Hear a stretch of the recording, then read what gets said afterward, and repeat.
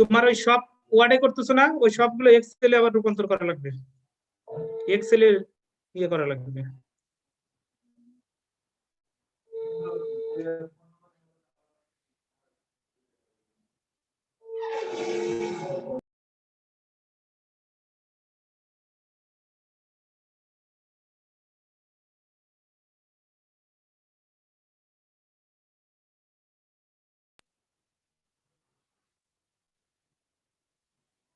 Madam আবার ফোনও ধরছে না কেন?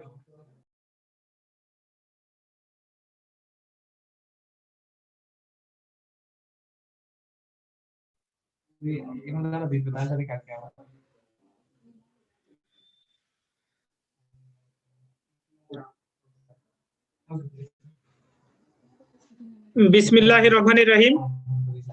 মুজিববর্ষ আন্ত কালেক্টরেট স্কুল অনলাইন বিতর্ক প্রতিযোগিতা 2020-এ সবাইকে স্বাগত জানাচ্ছি। আমাদের এই মুহূর্তে যে বিতর্কটি অনুষ্ঠিত হচ্ছে সেখানে বিতর্কের বিষয় নির্ধারিত হয়েছে অভিভাবকদের উদাসীনতাই শিক্ষার্থীদের লেখাপড়ার মূল কারণ। রয়েছে BIAM laboratory school and college Naogaon এবং বিপক্ষ হিসেবে রয়েছে Comilla collectorate school and college. আমাদের কিছুক্ষণের মধ্যেই আমাদের বিতর্ক অনুষ্ঠানটি শুরু হয়ে যাবে। বিএম ল্যাবরেটরি স্কুল নওগাঁর কি প্রতিষ্ঠান প্রধান স্যার আছেন?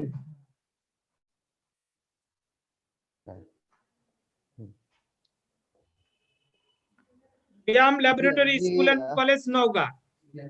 জি, আসসালামু আলাইকুম।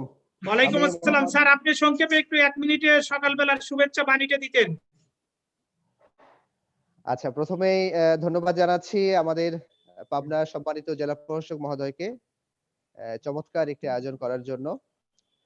আর আমাদের আজকে বিতর্কে সম্মানিত মডারেটর যিনি আছেন, সম্মানিত বিচারক মণ্ডলী যারা আছেন এবং বিতার্কিক দুটি দল, তাদের সকলকে জানাচ্ছি অগ্রিম অভিনন্দন এবং এই শীতের সকালের শুভেচ্ছা।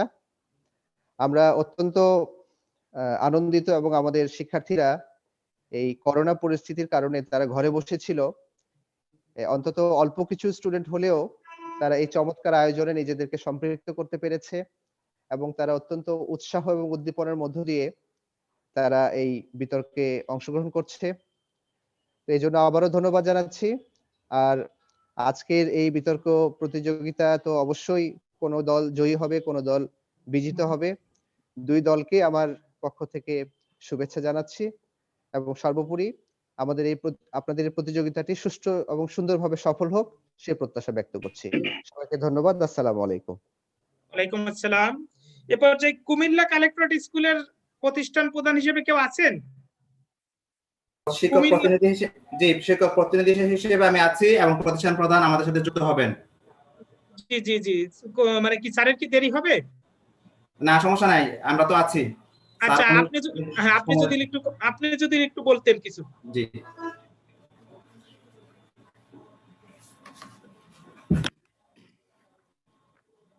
মুজিববর্ষ আন্তঃবিতর্ক প্রতিযোগিতায় আজকে যারা অংশগ্রহণ করছে দুটি দলকে আমি প্রথমে বিজয় শুভেচ্ছা জানাচ্ছি এবং বিশেষ করে পাবনা জেলা প্রশাসক মহোদয়কে আমি ওনার কাছে কৃতজ্ঞতা জানাচ্ছি এবং যারা আয়োজন করছেন বিশেষ করে পাবনা কালেক্টর স্কুল অ্যান্ড কলেজের কর্তৃপক্ষকে আমি বিশেষ ধন্যবাদ জানাচ্ছি, কারণ আপনাদের এই উদ্যোগেই সারা বাংলাদেশের কালেক্টরেট প্রতিষ্ঠানগুলো একসাথে সংযুক্ত হওয়ার সুযোগ পাচ্ছে। তাছাড়া আমরা চাই বিতর্ক প্রতিযোগিতায় কালেক্টরেট নেতৃত্ব দিয়েছে সারা বাংলাদেশকে, সেজন্য সাধুবাদ জানাচ্ছি এবং ভবিষ্যতে অন্য আরেকটি কালেক্টরেট প্রতিষ্ঠান অন্য একটা বিষয় নিয়ে সারা বাংলাদেশকে আবার যুক্ত করুক সেই প্রত্যাশা ব্যক্ত করছি। Comilla collectorate school and college সকল সময় পড়াশোনার পাশাপাশি সাংস্কৃতিক যত বিষয় আছে কো কারিকুলাম অ্যাক্টিভিটিসে সেখানে আমরা স্বতঃস্ফূর্তভাবে অংশগ্রহণ করছি, সকলকে সহযোগিতা করার চেষ্টা করছি এবং প্রত্যাশা করছি যে অন্য একটি প্রতিষ্ঠান আরেকটা বিষয়ে সারা বাংলাদেশকে নেতৃত্ব দেবে। একটা সময় কুমিল্লা কালেক্টরেট স্কুল অ্যান্ড কলেজেও কোনো একটা বিষয় নিয়ে আপনাদের সহযোগিতা চাইবে এবং সারা বাংলাদেশে আমরা আর অন্য কোনো বিষয় নিয়ে আমরা যুক্ত হতে পারি কিনা বা সারা বছরব্যাপী কোনো না কোনো প্রোগ্রাম চালু থাকুক সে প্রত্যাশা করছি। বিশেষ করে আয়োজক কমিটিকে ধন্যবাদ জানিয়ে এবং যারা দুটি দল আছো সকলকে স্বাগত জানাচ্ছি, অভিনন্দন জানাচ্ছি। মনে রাখবে যে জয় পরাজয় তো থাকবেই, বিশেষ করে বিতার্কিকদের উদ্দেশ্যে বলছি জয় পরাজয় যাই হোক না কেন, কিন্তু শেষ পর্যন্ত জয় হয় বিতর্কের। কারণ একটা দল হারবে, একটি দল জিতবে, এর মধ্য দিয়ে কিন্তু আবার সামনে কিন্তু বিতর্ক চলবে। তোমরা যখনই ডাক পাও বিতর্কে অংশগ্রহণ করার জন্য সে কাজগুলো করবে। স্যারদেরকে ধন্যবাদ জানিয়ে আমি আমার কথাগুলো এখানে শেষ করছি। সকলকে ধন্যবাদ, কুমিল্লায় আমন্ত্রণ জানিয়ে আজকে এখানে শেষ করছি। আল্লাহ হাফেজ।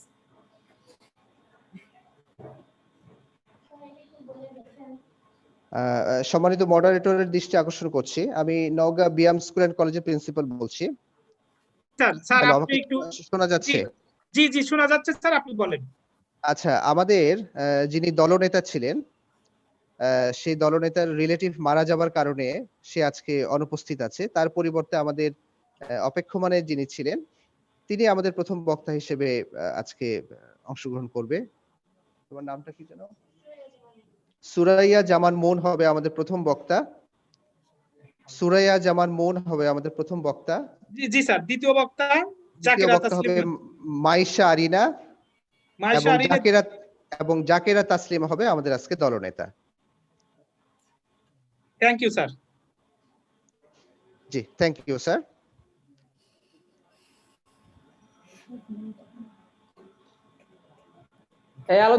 আলাউদ্দিন সাহেব, প্রথম বক্তার নাম কি? স্যার সুরাইয়া জামান মুন, যে অতিরিক্ত হিসেবে ছিল সুরাইয়া জামান মুন। আচ্ছা, ওকে ওকে, ঠিক আছে। দ্বিতীয় বক্তা মাইশা আরিনা স্যার। তৃতীয় বক্তা জাকেরা তাসলিমা। স্যার আমাদের মাঝে ইতিমধ্যে 3 জন বিচারকও চলে এসেছেন, 2টা প্রতিষ্ঠানও চলে এসেছেন। এ পর্যায়ে স্যার আমাদের আজকের এই বিতর্ক কার্য সঞ্চালনা করার জন্য আমাদের অত্র প্রতিষ্ঠানের সহকারী শিক্ষক খন্দকার আফরোজা পারভিনকে দায়িত্ব দিয়ে আমি একটু অফিসিয়াল কাজে বাইরে যাচ্ছি। সবাই সুস্থ থাকুন, ভালো থাকুন, বিতর্কের সাথে থাকুন। আল্লাহ হাফেজ।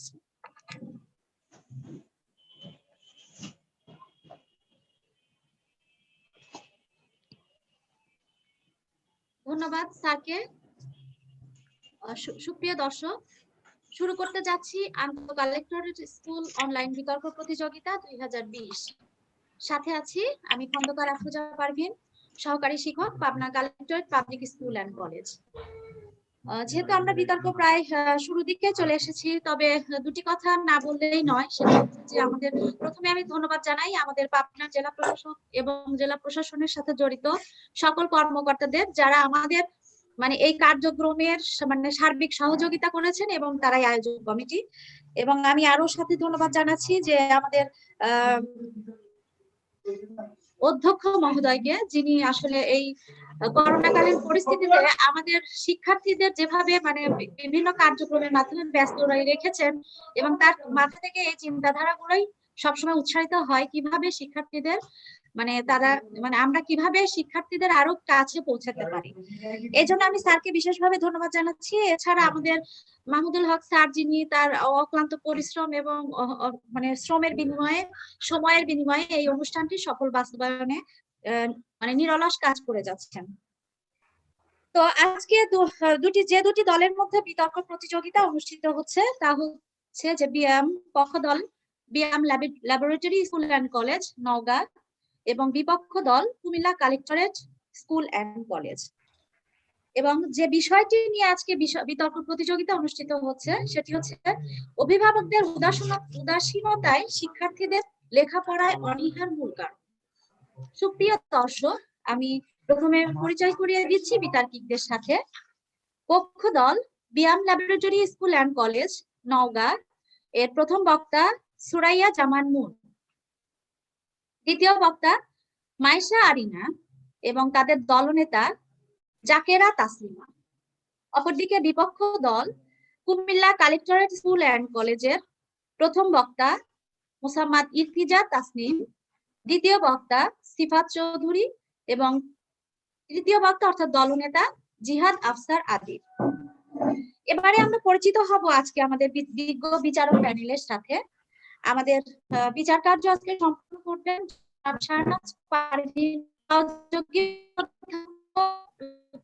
কলেজ পাবনা। সাথে আছেন জনাব রাজু আহমেদ, প্রভাষক, রাষ্ট্রবিজ্ঞান বিভাগ, সরকারি এডওয়ার্ড কলেজ পাবনা। এবং আরো আছেন জনাব মোহাম্মদ মিজানুর রহমান, সহকারী কমিশনার, জেলা প্রশাসকের কার্যালয়, পাবনা। সম্মানিত বিচারক বৃন্দ, যে সকল বিষয়ের উপর বিতার্কিকদের নম্বর প্রদান করবেন তা হলো: প্রথম বক্তার ক্ষেত্রে সংজ্ঞায়ন 5, তথ্য উপস্থাপন 10, উচ্চারণ ও বাচন ভঙ্গি 5, যুক্তিসঙ্গত প্রশ্ন উপস্থাপন 5 এবং সময়ের সঠিক মূল্যায়ন 5। এবং দ্বিতীয় বক্তা এবং দলনেতার ক্ষেত্রে নম্বর বন্টন: যুক্তি খণ্ডনে থাকছে 5, তথ্য উপস্থাপন 10, উচ্চারণ ও বাচন ভঙ্গি 5, যুক্তিসঙ্গত প্রশ্ন উপস্থাপন 5 এবং সময়ের সঠিক মূল্যায়ন 5। এছাড়া প্রত্যেক দলনেতার যুক্তি খণ্ডনের জন্য অতিরিক্ত 10 নম্বর পাবে। প্রতিটি দলের সর্বমোট নম্বর হবে 100।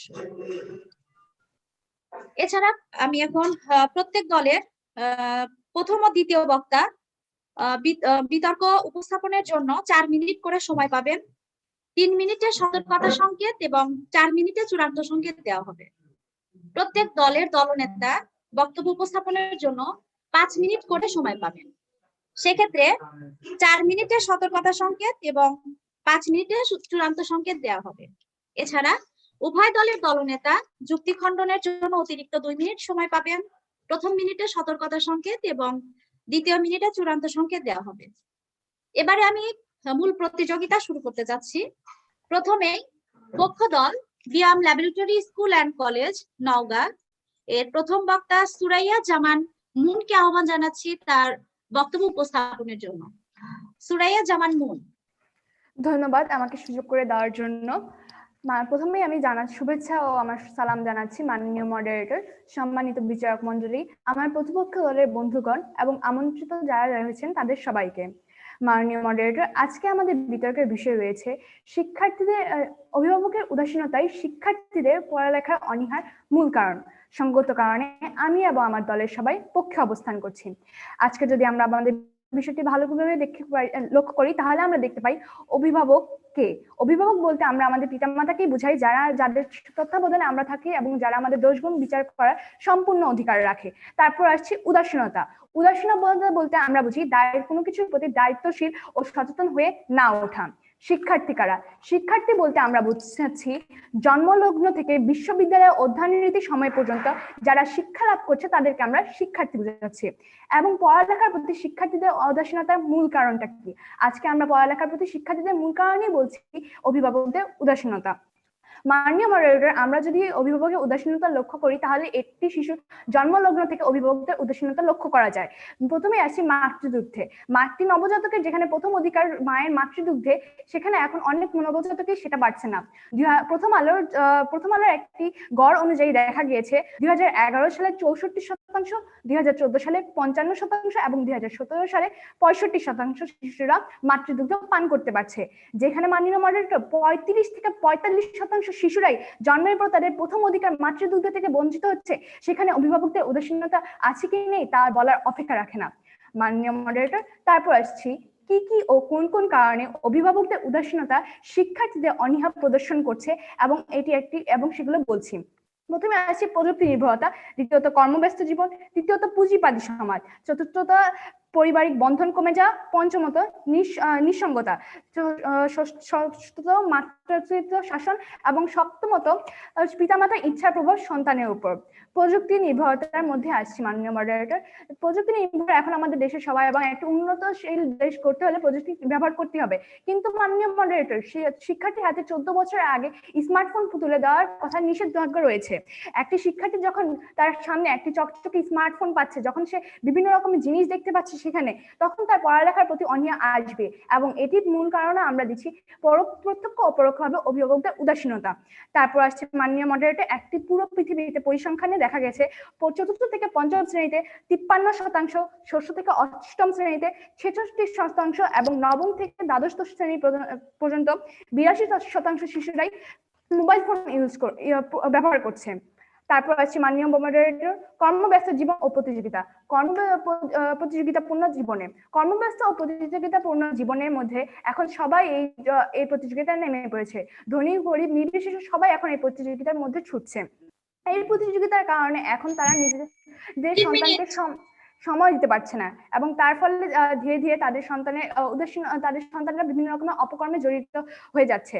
তারপর আসছে মাননীয় মডারেটর, কি অভিভাবকদের কারণে সন্তানদের মধ্যে শিক্ষাবৃত্তি স্কুল ভিত্তিক কারণ জন্মাচ্ছে। তা হচ্ছে অতিরিক্ত পড়াশোনার চাপ অভিভাবকরা প্রেরণ করছে, বিনোদন তাদেরকে দিচ্ছে না, এবং স্কুলে যা আসার সময় তাদের নিঃসঙ্গতার কারণে তারা বিভিন্ন রকমের অপকর্মে জড়িয়ে পড়ছে।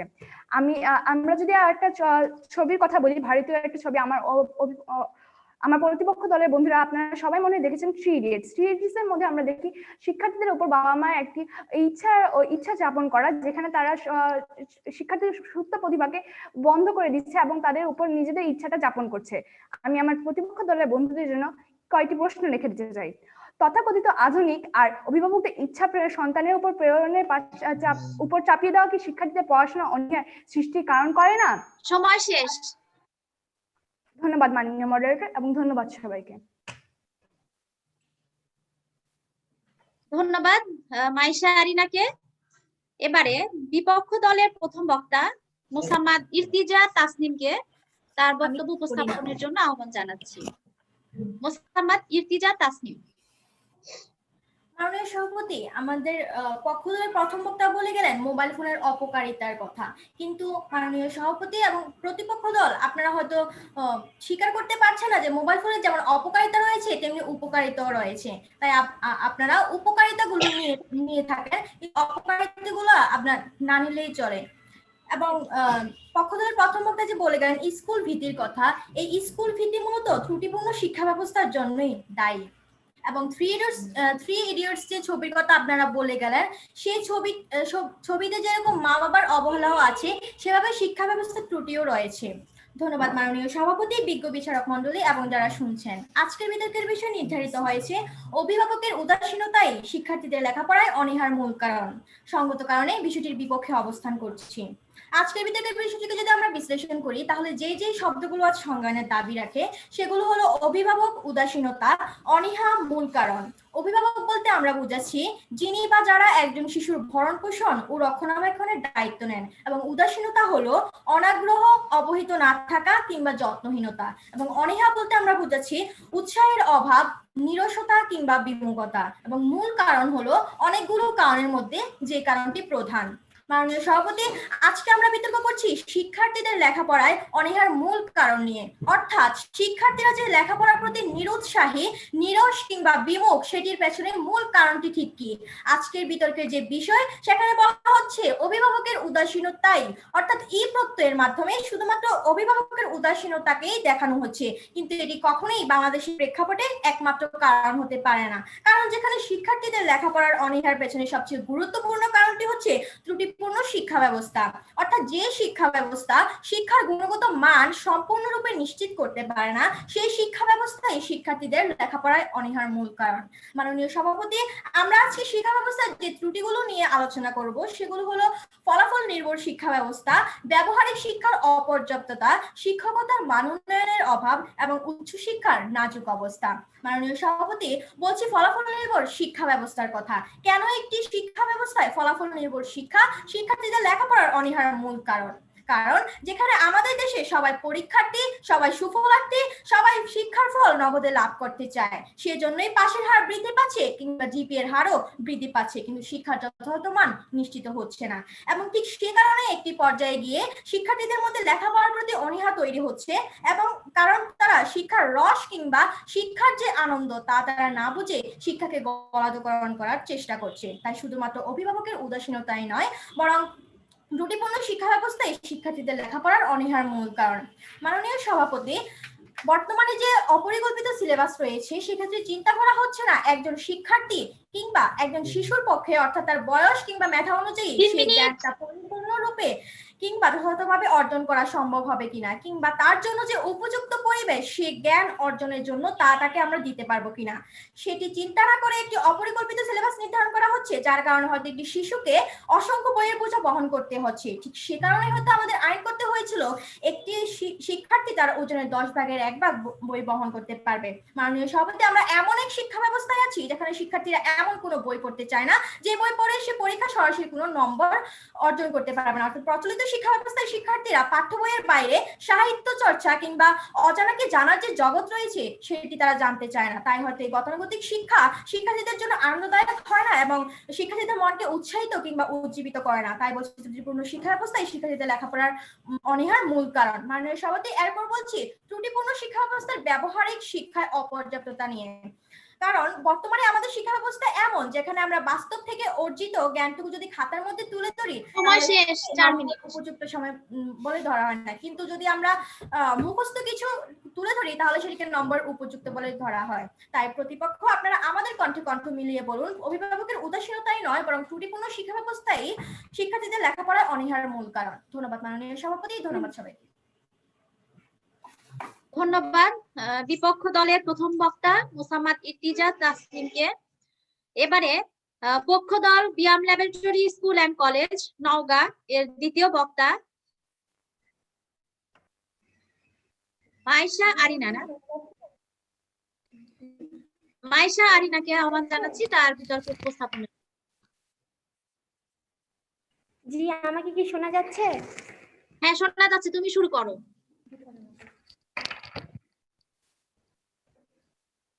মাননীয় মডারেটর, একটি ছোট্ট গল্প দিয়ে শুরু করছি। ক্লাসে শিক্ষিকা এক ছোট্ট ছাত্রীকে জিজ্ঞেস করলো, বড় হয়ে কি তো আমি স্মার্টফোন হতে চাই। শুনে তো অবাক, মা তুমি কেন স্মার্টফোন হতে চাও? উত্তরে ছাত্রীটি বলল, আমি যখন স্কুল থেকে বাসায় ফিরি তখন আমার আর মাকে বলি, মা আমার সাথে একটু খেলা করো, কিন্তু মা স্মার্টফোন নিয়ে ব্যস্ত থাকে।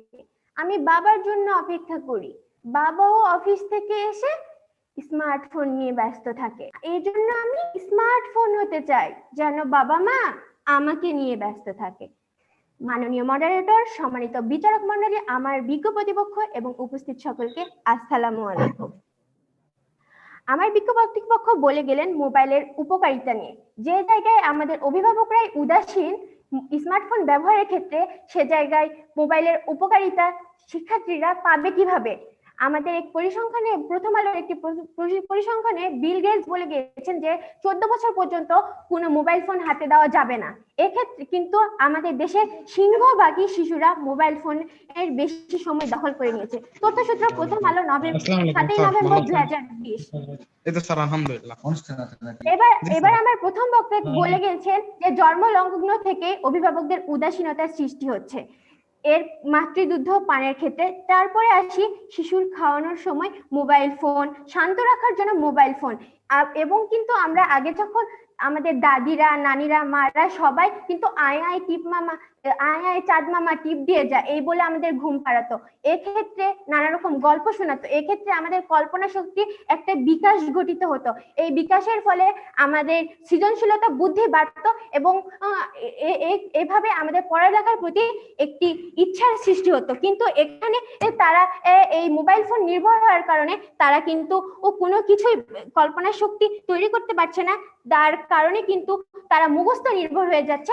এই কারণেই এখানে তারা শিক্ষা ব্যবস্থার ত্রুটি পড়ে গেছে। কিন্তু অভিভাবকরা যদি উদাসীন হতো ও উদাসীন না হতো তাহলে কিন্তু এই সমস্যার সৃষ্টি হতো না। এরপর আমার আর 2 মিনিট স্থায়ী একটি মোবাইল কল শিশুদের মস্তিষ্কের হাইপার অ্যাক্টিভিটির সৃষ্টি করে, যা কিনা পরবর্তী 1 ঘন্টা পর্যন্ত তাদের মস্তিষ্কে বিরাজ করে, যার ফলে কিন্তু উদাসীনতার দীর্ঘমেয়াদী প্রভাব পড়ছে। তথ্যসূত্র কালের কণ্ঠ। এইভাবেই কিন্তু আমাদের ধীরে ধীরে উদাসীনতা বৃদ্ধি পাচ্ছে এবং এসে আমাদের পড়ছে শিশুদের উপর প্রভাব, যার ফলে তারা পড়াশোনা থেকে সরে পড়ছে। এবার আসি লেখাপড়া আর অনীহার কারণের মধ্যে একটি কারণ দারিদ্র্য। এটির সাথেও কিন্তু পরোক্ষভাবে অভিভাবকদের উদাসীনতাই জড়িত। শিশুশ্রমের সাথে জড়িত ও আছে 17 লাখ শিশু। তথ্যসূত্র ইউনিসেফ। এর মাধ্যমে কিন্তু শিশুশ্রমের মাধ্যমে আরো অনেকেই কিন্তু পড়ালেখা থেকে ছড়িয়ে ছিটকে পড়ছে এবং শিশু শ্রমে তারা ডুবিয়ে যাচ্ছে। এই কারণে কিন্তু তাদের মধ্যে পড়ালেখার অনীহার সৃষ্টি হচ্ছে, যার কারণে মূলেই রয়েছে কিন্তু অভিভাবকদের উদাসীনতা। আমার বিজ্ঞ প্রতিপক্ষের কাছে প্রশ্ন রয়েছে, আপনারা দেখে যাবেন যে শিশু শ্রমের কারণে যদি আমাদের বিজ্ঞ প্রতিপক্ষ যদি শিক্ষার্থীদের যদি অনীহার কারণ না থাকে তাহলে তারা শিশু শ্রমের কারণে কিভাবে ছড়িয়ে ছিটকে পড়ছে পড়াশোনা থেকে। কিন্তু দারিদ্রতা কিন্তু আসলে কারণ নয়, দারিদ্রতাকে লালিত করছি আমরা, যার কারণে এরকম সমস্যা দেখা দিয়েছে।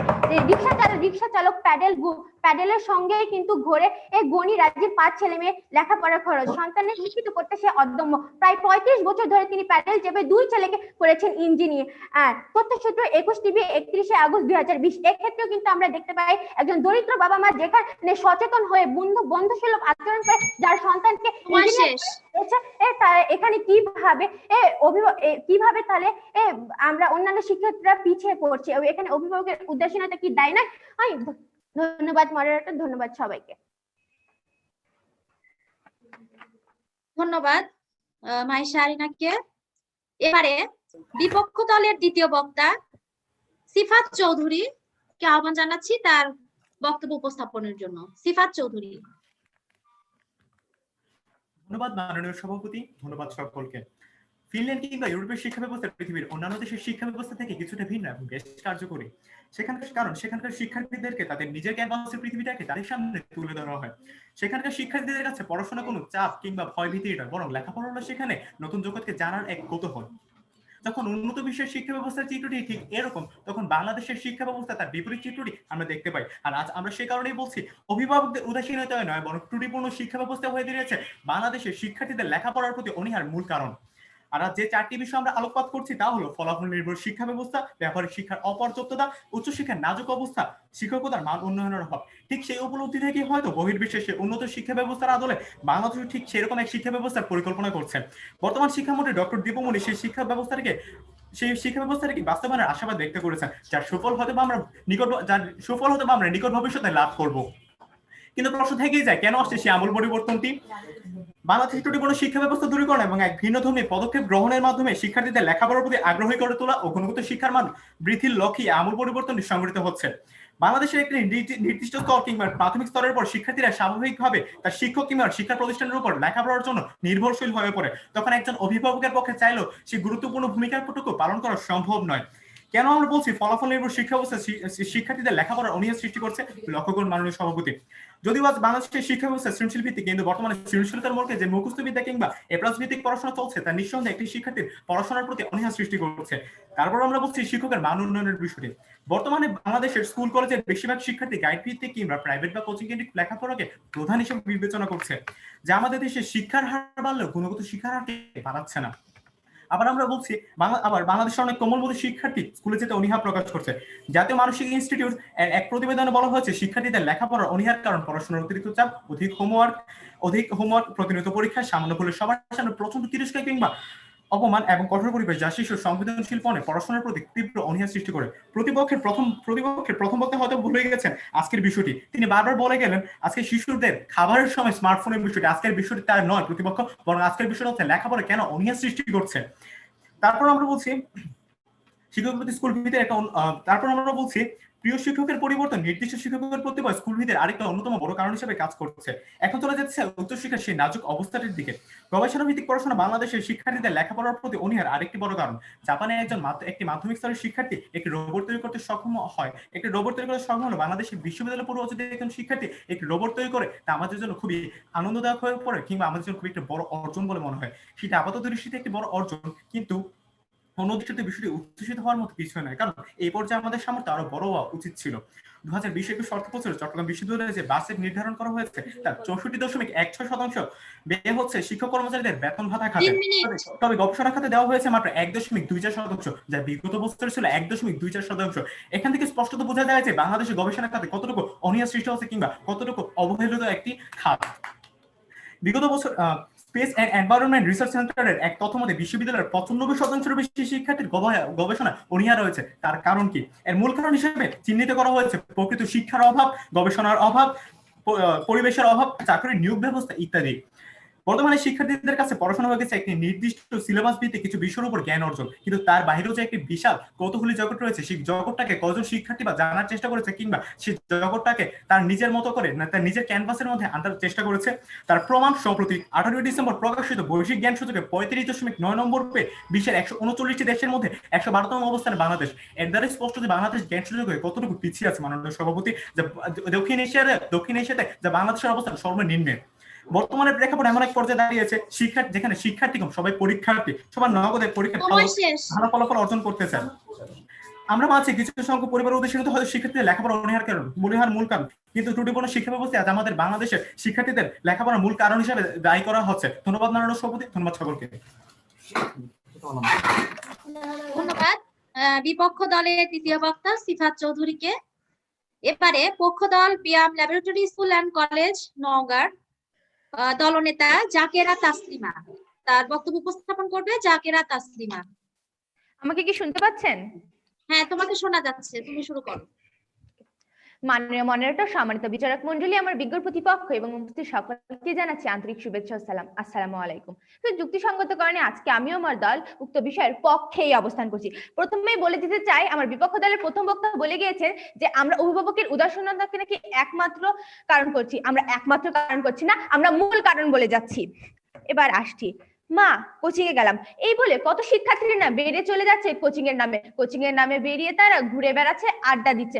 অভিভাবকরা যদি সচেতন হইতো তাহলে তারা এইসব শিক্ষার্থীদেরকে বাধা দিত এবং তাদের পড়াশোনা করার জন্য কোচিং এ পাঠাইতো, ঘুরে বেড়াতে ছাড়িয়ে দিত না। বর্তমানে আমরা সবাই ওয়াইফাই ব্যবহার করেই থাকি। ওয়াইফাইয়ের ফলে আমরা খুব সহজে ইন্টারনেটের সাথে যুক্ত হতে পেরেছি।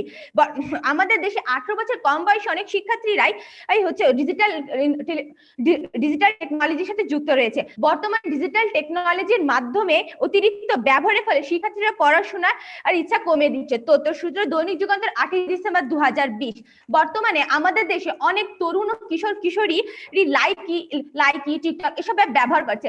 overall.com এর একটি পরিসংখ্যান অনুযায়ী দেখা যাচ্ছে বর্তমানে 41% ব্যবহারকারী 16 থেকে 24 বছরের বয়সের মধ্যে রয়েছে। তথ্যসূত্র প্রথম আলো 15 আগস্ট 2020। বিল গেটসের নাম আপনারা সবাই শুনেছেন। তো আমাদের দ্বিতীয় বক্তা বলে গেছে বিল গেটস 14 বছরের আগে তার কোনো সন্তানকে মোবাইল ফোন ব্যবহার করতে দেয়নি। সেখানে আমরা কি করছি? 2 বছরের বাচ্চার হাতে মোবাইল ফোন তুলে দিচ্ছি তাকে থামানোর জন্য। মাননীয় তথ্য প্রযুক্তির প্রতিমন্ত্রী ও মাননীয় সংসদ সদস্য জুনায়েদ আহমেদ পল্লব 2018 সালে ইউনিসেফের একটি সম্মেলনে বলে যান যে বর্তমানে আমাদের দেশের অভিভাবকদের সচেতন হতে হবে, কারণ ইন্টারনেটের অতিরিক্ত ব্যবহারে অভিভাবকরা অসচেতন রয়েছে। তাকে মাননীয় প্রতিমন্ত্রী তার অভিভাবকদের সচেতন হওয়ার জন্য আহ্বান জানিয়ে গিয়েছেন। যেখানে আমাদের কিশোর ও তরুণদের পড়াশোনা করার কথা রয়েছে সেখানে তাদের জীবনের মূল্যবান সময় এভাবে ব্যয় করে যাচ্ছে, আর আমাদের অভিভাবকরা তাদের অসচেতনতার ফলে আমাদের বর্তমান শিক্ষার্থীদের বর্তমানকে তো নষ্ট করছেনই, ভবিষ্যৎকে অন্ধকারের দিকে ঠেলে দিয়ে যাচ্ছেন।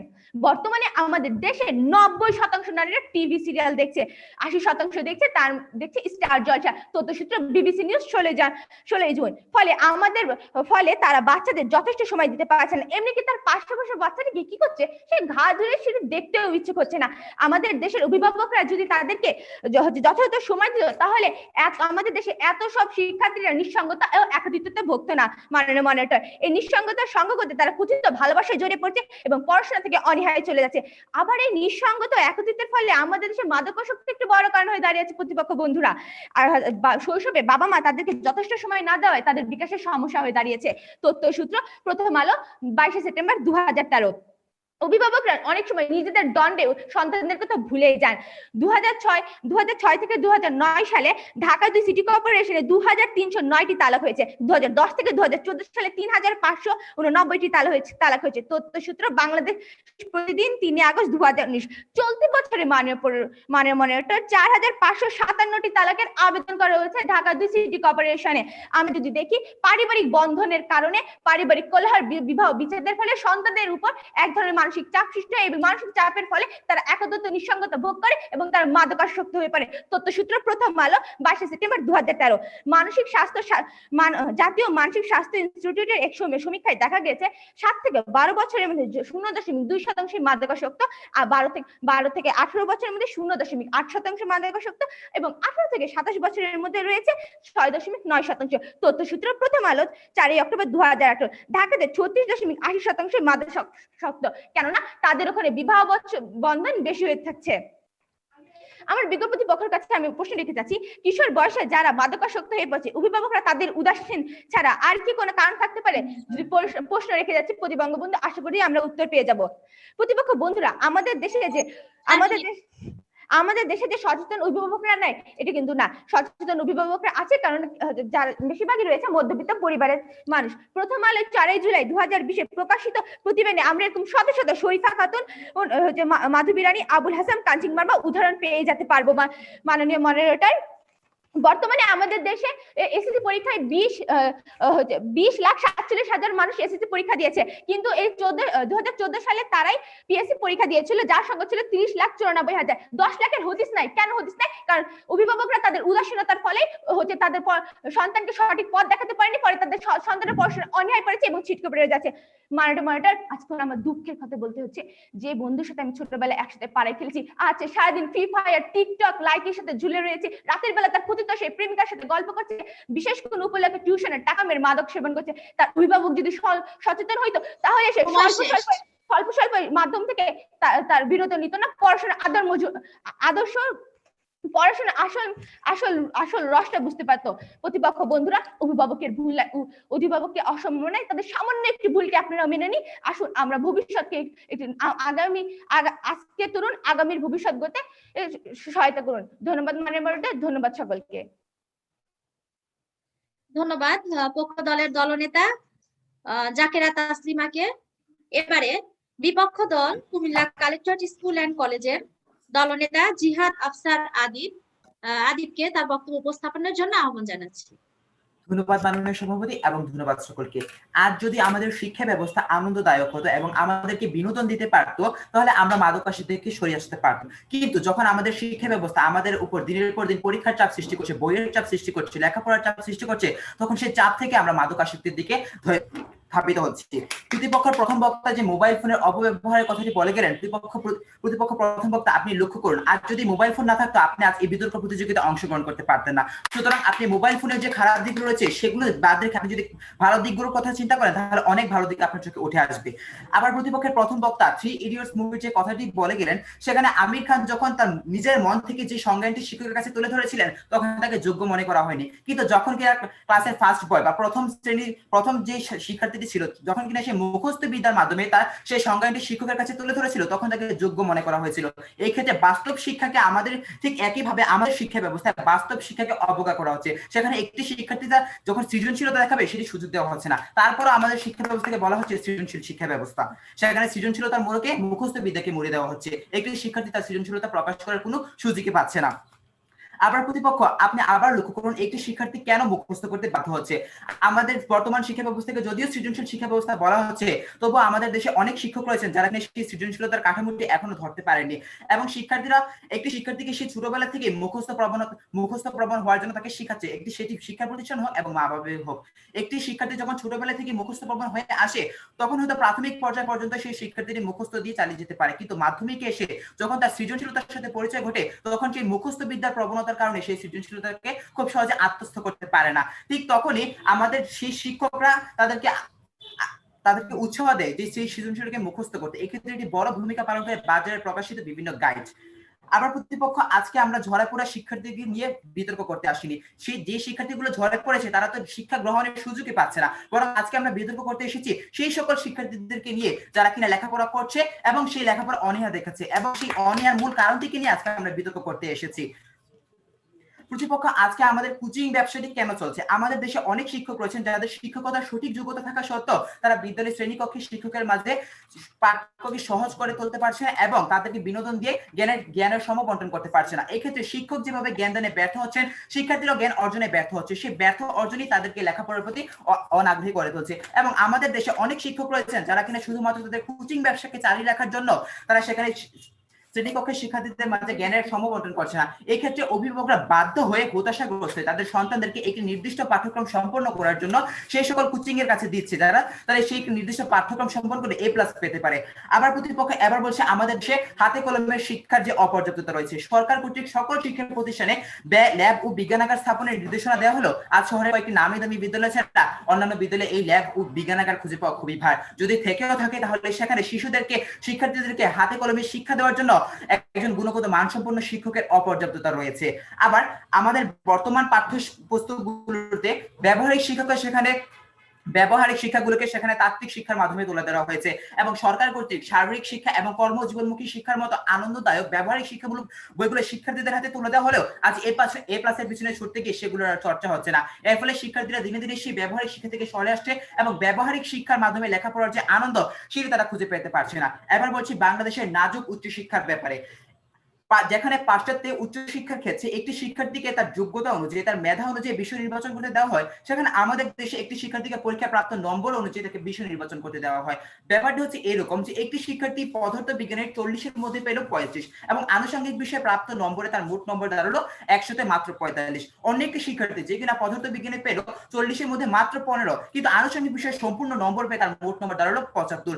এই ক্ষেত্রে যে শিক্ষার্থীটি পড়ার যোগ্য ছিল, যে শিক্ষার্থী পদার্থ বিজ্ঞানে 35 পেয়েছে, সেই শিক্ষার্থীটি পড়ার যোগ্য তাকে সুযোগ দেওয়া হয় শুধুমাত্র নম্বরের দোহাই দিয়ে। কিন্তু যে শিক্ষার্থীটি কিনা পড়ার যোগ্য ছিল না তাকে সেই নম্বর বেশি পেয়েছে বলে নম্বরের দোহাই দিয়ে তাকে পড়তে দেওয়া হলো। এই ক্ষেত্রে কিন্তু উভয় শিক্ষার্থী ক্ষতিগ্রস্ত হলো, কেউই তাদের পছন্দের বিষয় নির্বাচন করতে পারেনি এবং যখন কিনা তারা সেই অপছন্দের বিষয় নিয়ে লেখাপড়া করতে যায় তখন তাদের মনে একঘেয়ের সৃষ্টি হয় এবং সেই একঘেয়ে থেকে লেখাপড়ার প্রতি অনীহার সৃষ্টি হয়। এবং আমাদের বর্তমান শিক্ষা ব্যবস্থা হয়েছে যে মুখস্থ বিদ্যা, সেখানে একটি শিক্ষার্থী যতই মুখস্থ করতে পারে তাকে ততই নম্বরের উপযোগী বলে মনে করা হয়। ব্যাপারটি হচ্ছে এরকম যে একটি শিক্ষার্থী যে কিনা কখনো নৌকা ভ্রমণ করেনি কিন্তু পরীক্ষায় যখন তাকে নৌকা ভ্রমণ রচনা লিখতে দেওয়া হলো তখন পরীক্ষায় বাজারে প্রকাশিত একটি গাইড থেকে নৌকা ভ্রমণ রচনাটি হুবহু মুখস্থ করে সে পরীক্ষার খাতায় তুলে দিল, তখন তাকে নম্বরের উপযোগী মনে করে তাকে 10-এ 10 দেওয়া হলো। কিন্তু অন্য একটি শিক্ষার্থী যে কিনা জীবনের প্রত্যেকটি ক্ষেত্রে নৌকা ভ্রমণের মাধ্যমে তার গন্তব্যে পৌঁছেছে, সেই শিক্ষার্থী যখন তার বাস্তব অভিজ্ঞতা থেকে তুলে দিল তখন সে তাকে নম্বর উপযোগী মনে করা হলো না। অর্থাৎ প্রতিপক্ষ এক্ষেত্রে আমাদের বাস্তব শিক্ষাকে অবজ্ঞা করা হচ্ছে এবং এই শিক্ষা ব্যবস্থার এই যে ত্রুটিগুলো সেগুলি একটি শিক্ষার্থীকে লেখাপড়ার প্রতি অনীহার সৃষ্টি করছে। সেখানে অভিভাবকের ভূমিকা যদি থেকেও থাকে তাহলে সেটি খুবই নগণ্য। ধন্যবাদ মাননীয় সভাপতি এবং ধন্যবাদ সকলকে। ধন্যবাদ জিহাদ আফসার আদিবকে।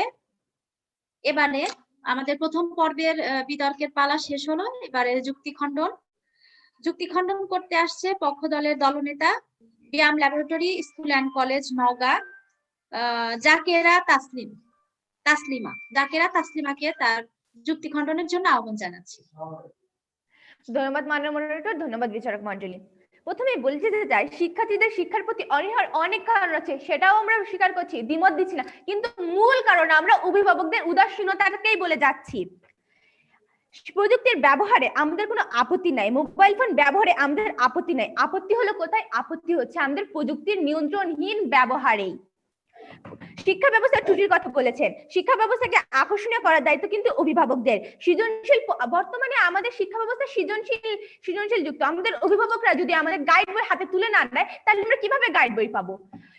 আমাদের অভিভাবকদের উচিত আমাদেরকে নিজেদের মেধায় নিজেদের সৃজনশীল পদ্ধতিকে লেখাপড়া করা সাহায্য করা, বরং গাইড বই তুলে দাও না। এখানে আমি শিক্ষা ব্যবস্থাকে না, অভিভাবকের উদাসীনতাকে আমি দায়ী করে যাচ্ছি।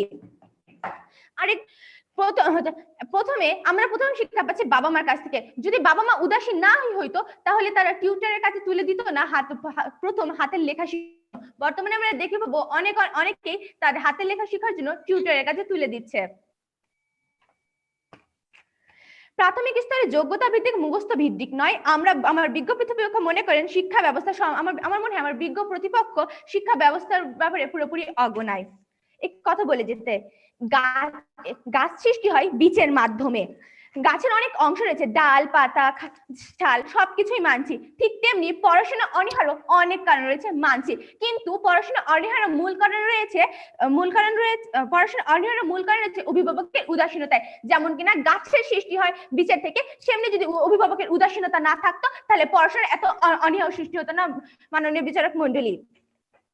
সর্বশেষে আমি আবারও বলে যেতে চাচ্ছি, অভিভাবকের অসম্মান নয়, তাদের সামান্য একটু ভুলকে মেনে নিই আমি আপনি। আসুন আমাদের ভবিষ্যৎ, আমাদের তরুণ সমাজের শিক্ষার্থীদেরকে অন্ধকার ভবিষ্যৎ থেকে আমরা একটি সুন্দর উজ্জ্বল ভবিষ্যতে গঠন করি, কেননা আজকের তরুণ আগামীর ভবিষ্যৎ। আর একটি শিক্ষিত নেপোলিয়নই বলে গেছেন, একটি শিক্ষিত নারী একটি শিক্ষিত মা একটি শিক্ষিত জাতি উপহার দিতে পারে। ধন্যবাদ মাননীয় মডারেটর, ধন্যবাদ সকলকে। ধন্যবাদ সুরাইয়া জামান মুনকে। এবারে আমি বিপক্ষ দলের দলনেতা জিহাদ আফসার আদিবকে তার যুক্তি খণ্ডনের আহ্বান জানাচ্ছি। ধন্যবাদ মাননীয় সভাপতি, ধন্যবাদ। প্রতিপক্ষ প্রথম বক্তা অভিভাবকদের উদাসীন স্কুল সৃষ্টি হচ্ছে, কিন্তু প্রতিপক্ষ আপনি লক্ষ্য করুন, এই দলে যখন আছে তখন সেই শিক্ষক হয়তো সেই শিক্ষার্থীকে ভালো করে শেখাতে পারছে না, যখন তিনি ব্যর্থ হচ্ছেন তখন তিনি এক গাদা বাড়িকাজ দিয়ে শিক্ষার্থীদেরকে বাসায় পাঠাচ্ছেন। এমন হচ্ছে সেই বাড়িকাজগুলোকে তারা সৃজনশীল নামে চালিয়ে দিচ্ছেন, কিন্তু সেই বাড়িকাজগুলো আদৌ অভিভাবকরা বুঝতে পারছে না, এবং এত বেশি চাপের কারণে শিক্ষার্থীরা দেখা যাচ্ছে সেই বাড়িকাজটি সম্পূর্ণভাবে করতে পারছে না। যখন বাড়িকাজ না করে বিদ্যালয়ে আসছে তখন শিক্ষক তাকে ব্যথাঘাত করছে, বা সামান্য কারণে তাদেরকে বিশাল বড় ধরনের তিরস্কার করছে, এবং সেই তিরস্কার এবং ব্যথের ভয় থেকে বাঁচার জন্য তাদের মনে স্কুল ভিড়ের সৃষ্টি হয়, এবং শিক্ষকরা হয়তো ব্যাট দ্বারা তাদেরকে আঘাত করে হয়তো বাড়ি কাজ করার জন্য বাধ্য করছেন, কিন্তু সেই ব্যাট তাদের মধ্যে যে স্কুল ভিড়ের যে কারণটি সৃষ্টি করছে আমাদের প্রতিপক্ষ বক্তারা হতে সেই সম্পর্কে এখনো অজ্ঞ।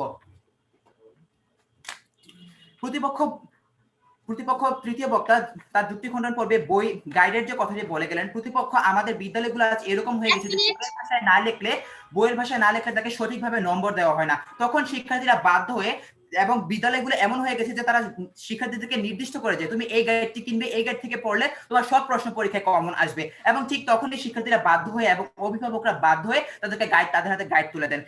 এটি অবশ্যই শিক্ষা ব্যবস্থার উদাসীনতা এবং শিক্ষকের ত্রুটি। এবং প্রতিপক্ষ আজকের আমাদের শিক্ষা ব্যবস্থা এরকম হয়ে গেছে যে একটি শিক্ষকের কাছে যদি প্রাইভেট না করে তাহলে তাকে পরীক্ষায় কম নম্বর দেওয়া হয়, তাকে ক্লাসের মধ্যে আলাদা করে দেখা হয়, অন্যদের মাঝে যেভাবে জ্ঞানের সমবন্টন করে দেন তাকে হয়তো সেটি করছে না, এবং তাকে ব্যথাঘাত করছে, তখন শিক্ষার্থীটি ভয় পেয়ে সেই শিক্ষকের কাছে প্রাইভেট পড়তে যাচ্ছেন। এটি অবশ্যই শিক্ষকের ত্রুটি, শিক্ষকের উদাসীনতা, এখানে অভিভাবকের উদাসীনতা নয়। শিক্ষক তার উদাসীনতা দেখাচ্ছে বলে আমাদের মতো শিক্ষার্থীরা তাদের কাছে প্রাইভেট পড়তে বাধ্য হচ্ছে। এবং প্রতিপক্ষ টেলিভিশনের ব্যাপারে আপনি যে ব্যাপারটি বলে গেলেন, অবশ্যই আমাদের বিনোদনের জন্য টিভি দেখা প্রয়োজন। আমরা যদি টিভি না দেখে আমরা বিনোদন পাবো না, এবং আমরা যদি বিনোদন লাভ করতে না পারি তাহলে লেখাপড়ার প্রতি আমাদের একঘেয়ে সৃষ্টি হবে, একঘেয়ে থেকে আমাদের লেখাপড়ার প্রতি অনীহা সৃষ্টি হবে। ধন্যবাদ মাননীয় সভাপতি, এবং ধন্যবাদ সকলকে। ধন্যবাদ জিহার আফসার আদিবকে তার চমৎকার যুক্তি খণ্ডনের জন্য। এবারে ফলাফল প্রস্তুত হতে আমাদের হাতে কিছুটা সময় লাগবে, সেই সময়ে আমরা বিচারকদের দৃষ্টি আকর্ষণ করছি। আমরা বিচারকদের কাছে আজকের যে রাউন্ডটি চলছে, অভিভাবকদের উদাসীনতায় শিক্ষার্থীদের লেখাপড়ায় অনীহার মূল কারণ, আসলে খুব বড় একটি প্রশ্ন রয়ে গেছে এখানে, যে বিষয়টি নিয়ে আজকে আমাদের বিতর্ক। তো আমি প্রথমেই শাহনাজ পারভিন ম্যাডামের কাছে জানতে চাইছি আর তার অনুভূতি সম্পর্কে। ম্যাডাম।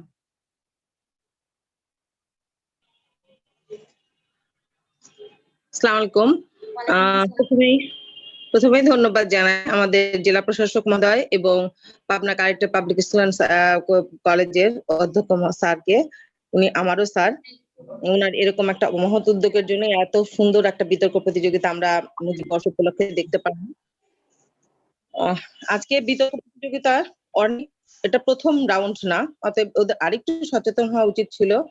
আমি দুই দলের বাচ্চাদেরকেই বলবো, তারা অনেক যুক্তি দেখিয়েছে, কিন্তু বিষয়টাই অনেকটাই ভাবনার বিষয়। আমি অভিভাবক, আমি শিক্ষক, দুটোই। এই জন্য যে জিনিসটা সেটা হচ্ছে যে প্রথম দল তারা মোবাইলের উপরে জোর দিয়েছে, দ্বিতীয় পক্ষ শিক্ষা ব্যবস্থার উপরে জোর দিয়েছে। তারা মূল কারণ শিক্ষা ব্যবস্থাকে দেখাচ্ছে, আর প্রথম দল দেখাচ্ছে মূল কারণটা মূলত মোবাইল ফোন। মোবাইল ফোনের উপরে প্রথম দলের প্রথম পক্ষ অর্থাৎ পক্ষ দল বলে গেছেন আর এরা দ্বিতীয় বক্তা। তবে দ্বিতীয় দলের প্রথম দলের দলনেতার কথা বলবো আমি, তুমি আরেকটু ধীর স্থির ভাবে বলবে, কারণ তথ্য উপস্থাপনে কিন্তু একটা উচ্চারণ এবং উচ্চারণে একটা ভালো একটা ইয়ে আছে। এর পরের রাউন্ডে যদি যাও তুমি এই জিনিসটা খেয়াল করবে। আবার বিপক্ষ দলের দলনেতার কথা বলবো, বিপক্ষ দলের দলনেতার উপস্থাপনটা খুব সুন্দর হয়েছে, তার উপস্থাপনের ভঙ্গি ভালো। তো বিপক্ষ দলের দলনেতাকে একটা তথ্য দেই, আমাদের দেশে কিন্তু এখন বেত্রাঘাত চলে না বাবা, আমাদের দেশে এটা কিন্তু নিষিদ্ধ, হয়তো হঠাৎ একটা দুইটা, কিন্তু বেত্রাঘাত কিন্তু শিক্ষা করেন না।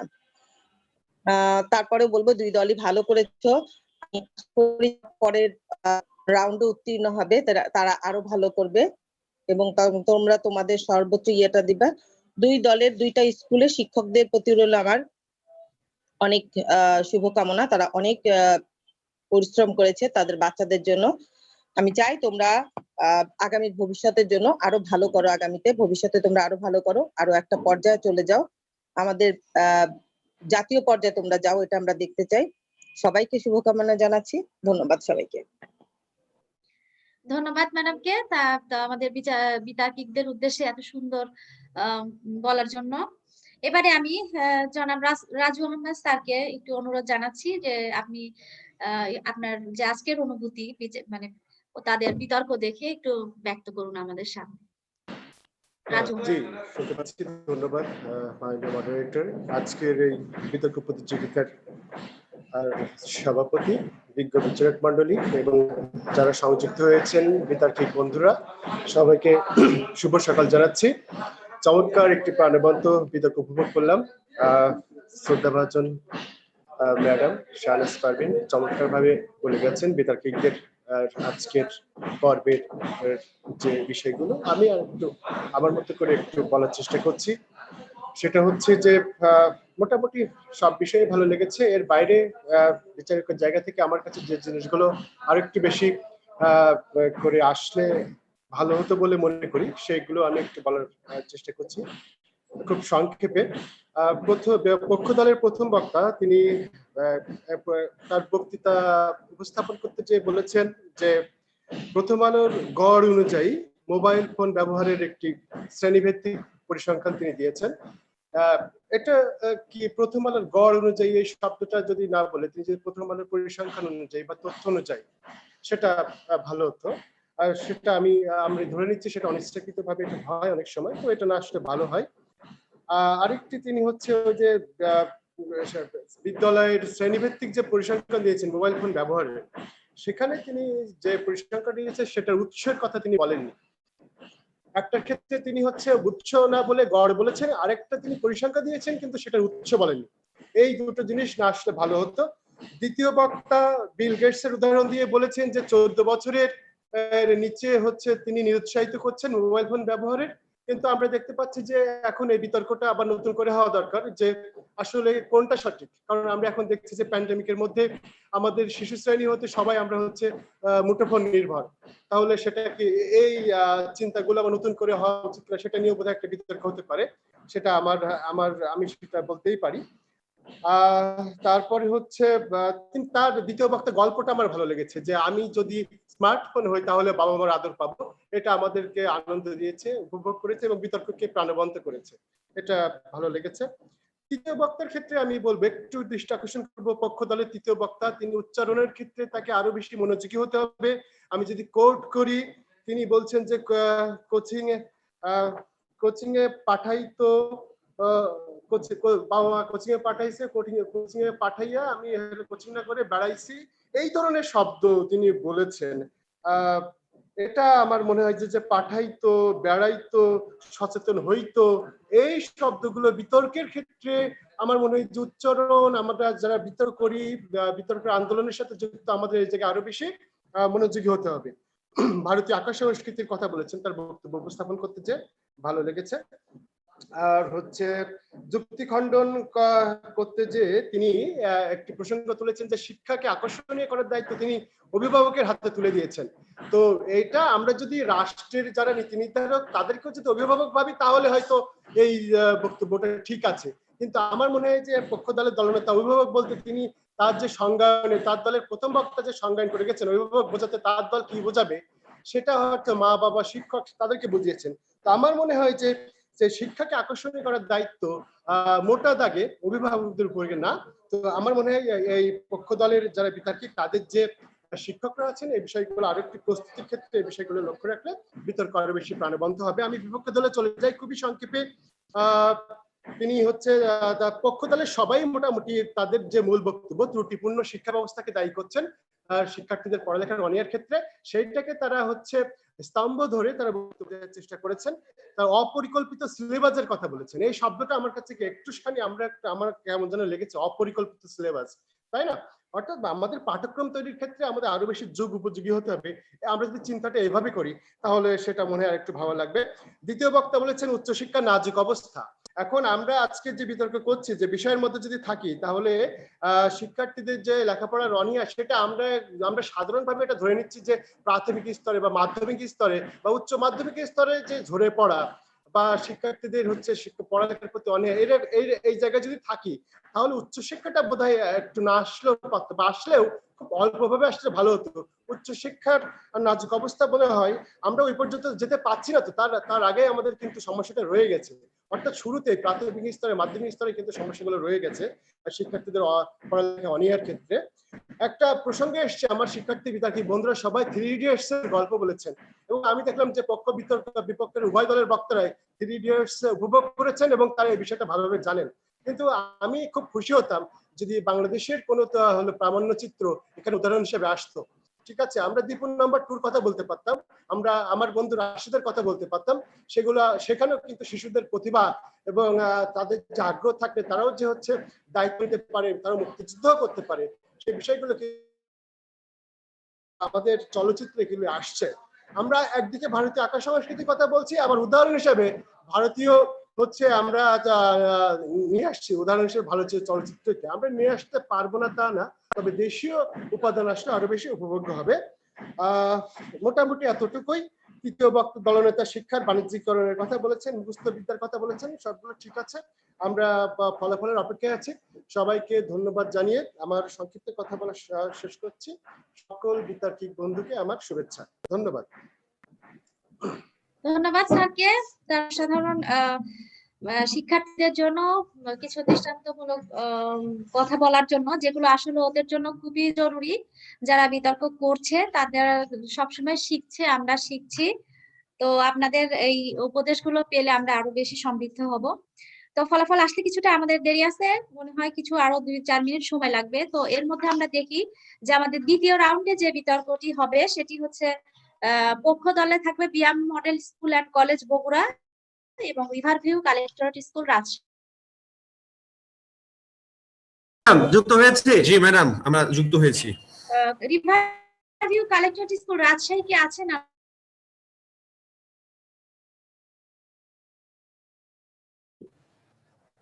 আপনারা কি আছেন আমাদের সাথে? Riverview collectorate school Rajshahi, BIAM model school and college Bogura আমাদের সাথে যুক্ত হয়েছে অলরেডি। তো আপনাদের প্রতিষ্ঠান প্রধান কি আছেন আপনাদের সাথে? BIAM model school and college Bogura. Sir একটু বিজি আছেন এই মুহূর্তে, নেই এখানে, ভর্তি পরীক্ষা ওই অ্যাডমিশন টেস্ট হচ্ছে তো আমাদের একটু সমস্যা। ও আচ্ছা আচ্ছা। তো মানে দায়িত্বপ্রাপ্ত যিনি শিক্ষক আছেন আমরা তার অনুভূতির কথা 2-4 বাক্যে শুনতে চাই, যেহেতু আরো কিছুটা সময় আমাদের হাতে আছে। Please Bogura BIAM model school and college Bogura. আসসালামু আলাইকুম। ওয়ালাইকুম আসসালাম। মুজিব বর্ষ আন্ত কালেক্টরেট স্কুল অনলাইন বিতর্ক প্রতিযোগিতা 2020 এই ভার্চুয়াল প্ল্যাটফর্মে এই বিতর্কের সম্মানিত সভাপতি, সম্মানিত বিচারক মণ্ডলী এবং সম্মানিত সঞ্চালক সহ অনলাইনে যারা শুনছেন, বিতর্ক যারা করছেন, সবাইকে জানাই আমার আন্তরিক শুভেচ্ছা ও সালাম। আসসালামু আলাইকুম। খুব সুন্দর বিতর্ক হচ্ছে। বিতর্ক বিযোগ তর্ক, বিশেষভাবে তর্ক করা, বিশেষভাবে যুক্তি প্রদর্শন করে একটি বিষয়কে উপস্থাপন করা, এই যে চিন্তার বিকাশ ঘটানো, এই বিষয়ে যে আয়োজন করেছেন আপনারা, আমার পক্ষ থেকে আমার স্কুলের পক্ষ থেকে, আমার সম্মানিত অধ্যক্ষ মহোদয়ের পক্ষ থেকে সবাইকে যারা আমার শ্রদ্ধা ও ভালোবাসা। এই বিতর্কের মধ্য দিয়ে শিক্ষার্থীরা এই বৈশ্বিক করোনার মধ্যে বাসায় বসে না থেকে স্কুলে এসেছেন, আমাদের সঙ্গে যোগাযোগ করছেন, একটি বিষয় নিয়ে তারা কষ্ট করছেন, সুন্দরভাবে বিষয়গুলো উপস্থাপন করার জন্য তারা বিভিন্ন বই দেখছেন। তো এদিক থেকে খুব ভালো লাগছে। আরেকটি বিষয় হলো এই যে তারা বিতর্ক অনেক আগে এসে আমরা যুক্ত হয়েছি, আমরা শুনছি, এবং বিচারক মণ্ডলীর যে মতামত, সেই মতামতগুলো আমরা শুনলাম। এদিক থেকে আমরা কিন্তু অনেক কিছু শিখছি। আমরা এত অল্প বয়সে কখনো বিতর্ক করিনি, আমরা কিন্তু প্রতিনিয়ত আমরা শিক্ষক, আমরা শিখছি। তো আর বিশেষ করে আমি মনে করি যে আরেকটা জিনিস করলে একটু ভালো হতো। আমি সম্মানিত সঞ্চালকের মাধ্যমে আমি বলতে চাই, কোন দল কত নম্বর পেল এটি যদি একটু বলে দেওয়া হয় তাহলে সবচেয়ে ভালো হতো। তো এই বলে আমি আমার সংক্ষিপ্ত বক্তব্য শেষ করছি। আসসালামু আলাইকুম।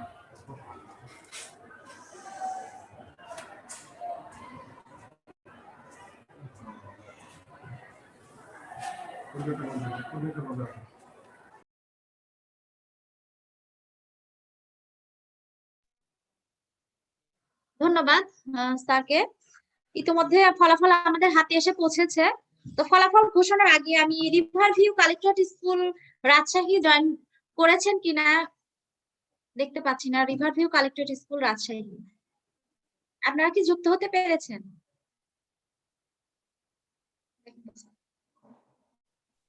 পেরেছি, শোনা যায়? ধন্যবাদ। হ্যাঁ, শোনা যাচ্ছে আপনাদের।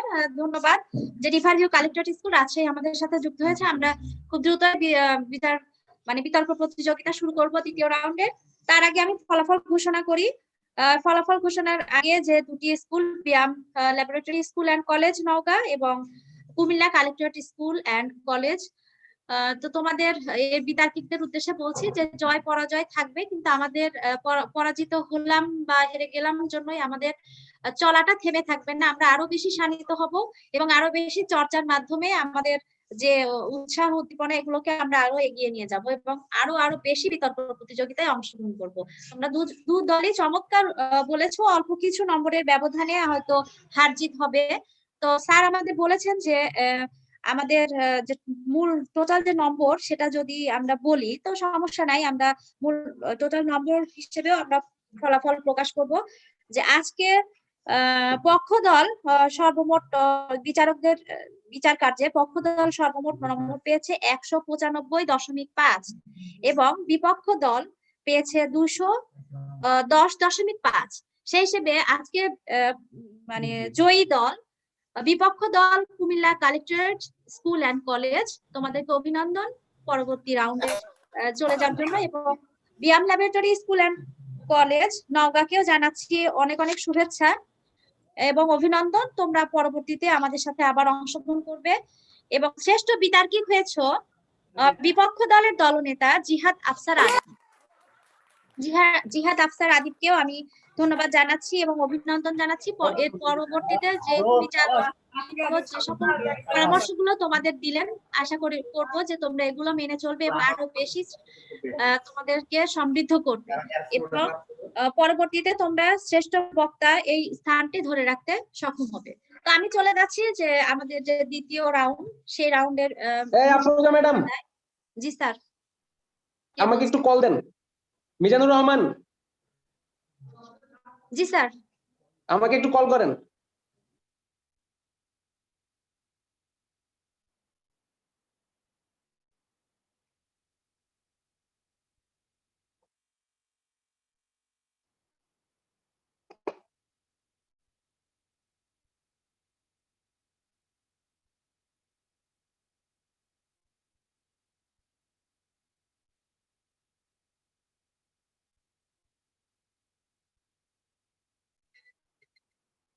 হ্যালো,